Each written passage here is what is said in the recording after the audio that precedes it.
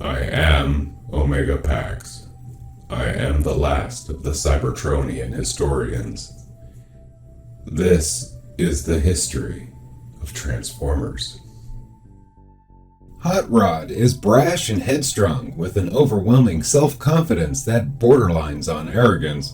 Cuphead assumed the role of mentor and advisor to the impetuous young Hot Rod, offering him wisdom and advice when he needs it. RC also serves as a calming influence on Hot Rod and tends to either worry about him when he's not around or tease him when he is. Their relationship is antagonistic but friendly.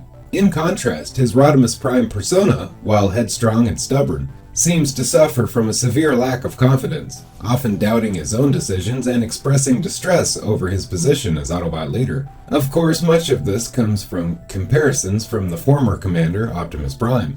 One thing that both sides of this Autobot's identity have in common is their impatience.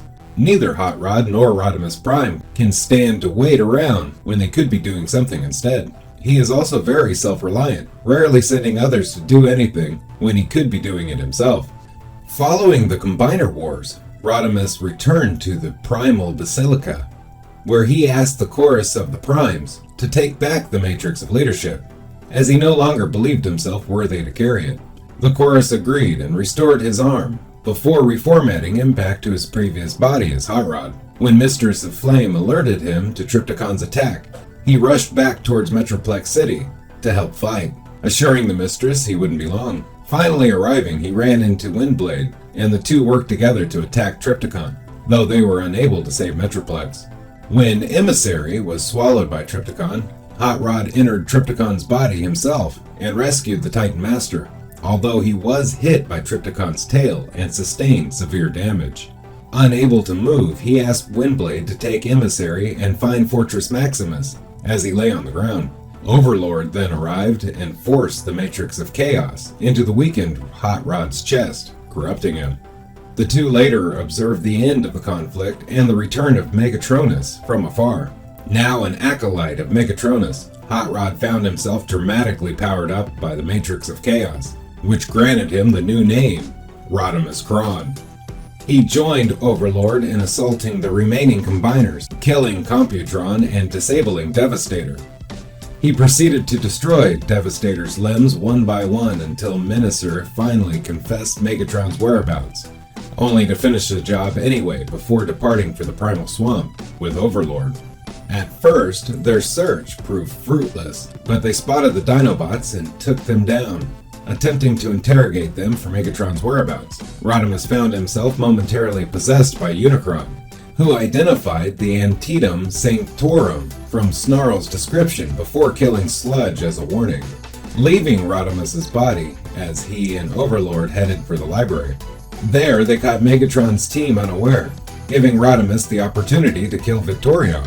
Rodimus then proceeded to beat down any member of the team that came his way, culminating in him strangling Windblade when she moved to defend Megatron, though she pleaded with him in an attempt to reach him. He assured her that the old Hot Rod was dead and tossed her aside. He then prepared to execute Megatron, but Overlord insisted he do it himself. Unfortunately for him, Megatron used the Requiem Blaster to kill Overlord, overwhelming Rodimus with its power and leaving him on the ground. As Megatronus arrived to take the blaster, revealing his intention to combine it with the Matrix, Rodimus was once again possessed by Unicron. Hell-bent on destroying the Matrix, he approached Megatronus, but was knocked away before the fallen Prime escaped with the blaster.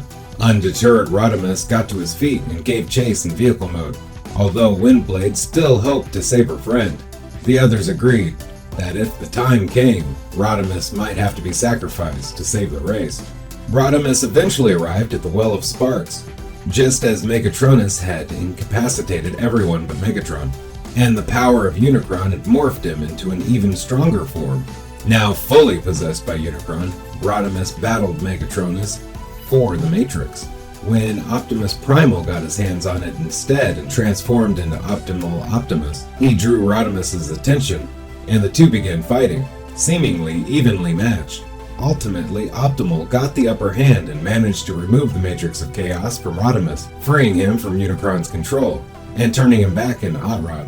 With Unicron now attempting to take control of Megatron, the still weak Hot Rod confirmed their only option was to kill them both, to which Optimal obliged. In the aftermath, Hot Rod was placed in intensive care to recover from his experience, though Optimus Prime suspected that the emotional wounds from his time as Rodimus Cron would never heal.